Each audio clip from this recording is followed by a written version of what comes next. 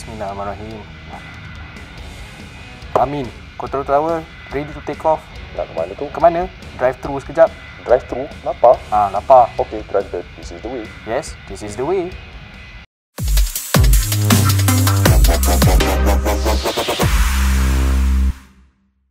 Hello, kita berjumpa lagi di dalam episod Sembang Enggear bersama Adi. Dan episod kali ini adalah respon daripada komen yang terlebih dahulu. Ada orang tanya, kenapa tak ceritakan tentang SR-71 Blackbird? Cerita pasal kapal terbang lah ni Apabila pesawat pengintip U-2 menjadi sasaran mudah terhadap serangan peluru pepandu permukaan sekitar Perang Soviet dululah, pada tahun 1960, Presiden Amerika Syarikat ketika itu iaitu Dwight D. Eisenhower rasanya mengarahkan Lockheed untuk menghasilkan sesuatu yang boleh dikatakan sebagai mustahil.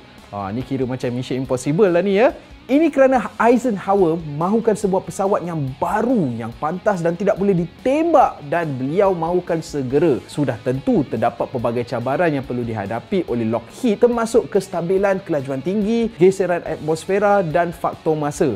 Ni macam kena buat kereta jugalah. Dia punya traction control semua kena jaga, tapi ni semua atas udara. Walaupun berdepan dengan pelbagai rintangan, akhirnya Lockheed berjaya untuk melahirkan pesawat SR-71 Blackbird yang membuatkan penerbangan pertamanya pada Disember 22, 1964.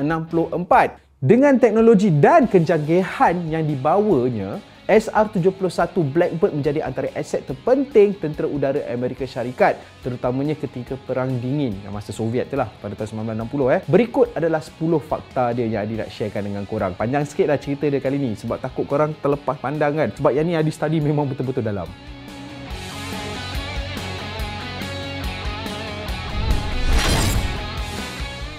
Yang pertama, salah satu sasaran yang ditetapkan ketika membangunkan SR-71 Blackbird ni adalah untuk melepasi kelajuan 3,219 km sejam. Kehebatannya terbukti apabila ia berjaya mencecah kelajuan 3,529.6 km sejam. Namun, apa yang lebih menarik, SR-71, SR-71 boleh terbang pada kelajuan itu untuk tempoh masa yang lama. Bukan takat laju, long distance tak payah pakai minyak belacak.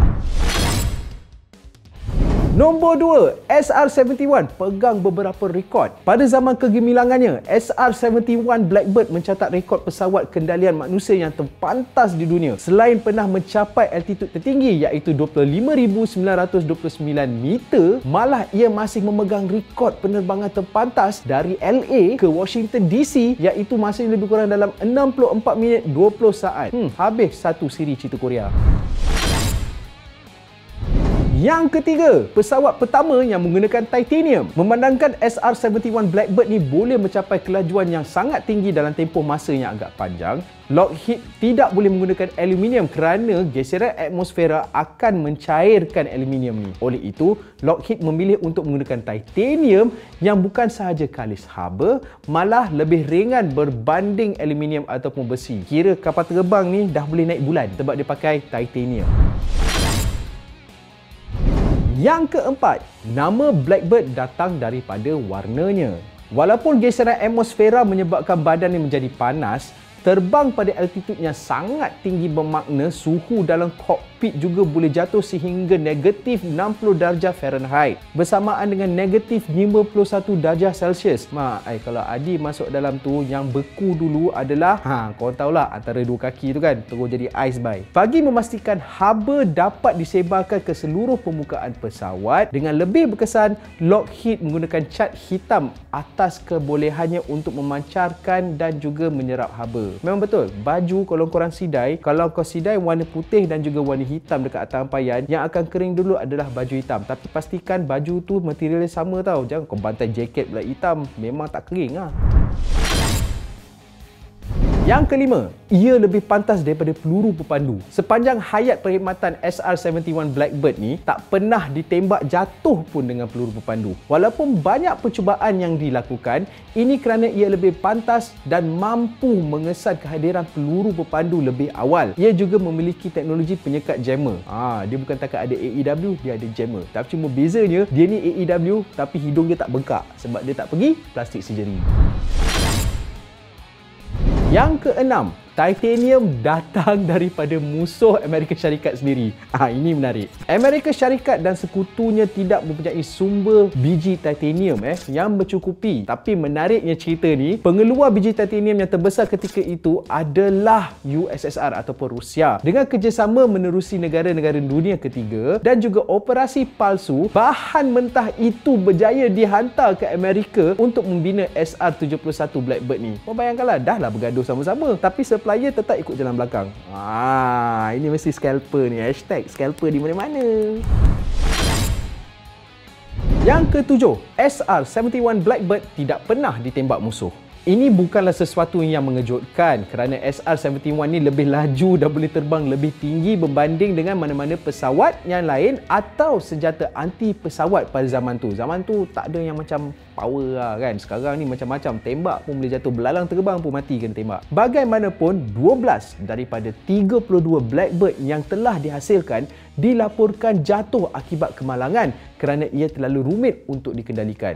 Maksudnya, kapal terbang ni, kalau korang nak kendalikan dia, dia punya manuver sangat-sangat sensitif. Contohnya lah, tak salah Adi lah, ni pendapat Adi lah kan. Kalau korang nak naik atas kan, kau tak boleh tarik habis. Kalau kau tarik habis, confirm dia wheelie sampai kampung baru. Yang ke-8, juruterbang perlu memakai sut angkasawan. Disebabkan suhu ekstrim yang terhasil pada altitude tinggi, juruterbang SR-71 Blackbird diwajibkan memakai sut khas yang dikatakan tidak ubah seperti sut yang dipakai oleh angkasawan. Seperti yang dikata tadilah, kalau Adi yang bawa, pertama sekali yang beku adalah benda yang terletak di antara dua kaki Adi. Terus jadi, tu dia. Frozen.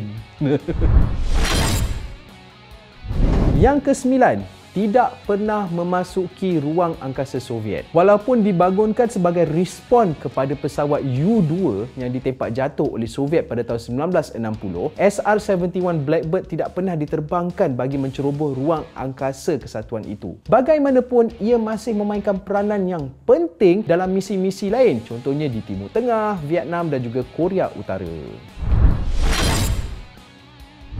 Okey, 9 fakta Adi dah kongsikan dengan korang. Ini adalah fakta bonus lah Adi nak share dengan korang. Diterbangkan kali terakhir oleh NASA. Ini yang ke-10. Projek Blackbird dihentikan pada 1990 apabila teknologi satelit pengintip menjadi lebih maju dan drone dan juga UAV digunakan lebih meluas. Ia dihidupkan semula sekitar pertengahan 90-an dan kali terakhir ia diterbangkan adalah pada tahun 1999 oleh NASA bagi tujuan penyelidikan aeronautika altitude tinggi. Dan kalau korang nak tahu, kapal terbang ini pernah masuk dalam movie lah. Movie yang pertama yang Adi pernah tengok masa mula-mula dululah. Korang pernah tengok cerita X-Men tak? X-Men tu, kapal terbang dia tu memang dia ikut sebiji macam SR-71 Blackbird. Cuma dia punya sayap tu dia keluar ke depan sikit kan. X-Men.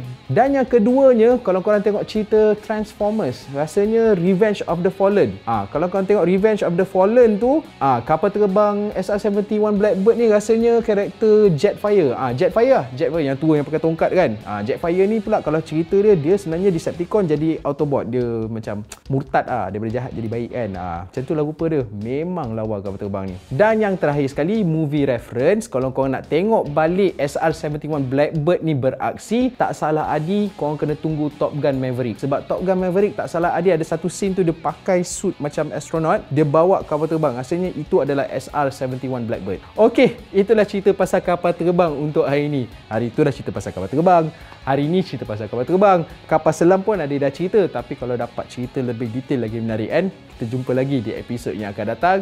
Jangan lupa hit the like, tekan notification button dan jangan lupa subscribe kepada Anggear TV untuk tahu kita orang punya update yang seterusnya. Dan jangan lupa kalau ada siapa-siapa yang ada topik yang menarik nak dikongsikan, tolonglah tulis dekat ruang komen. Syasha sudi membacanya.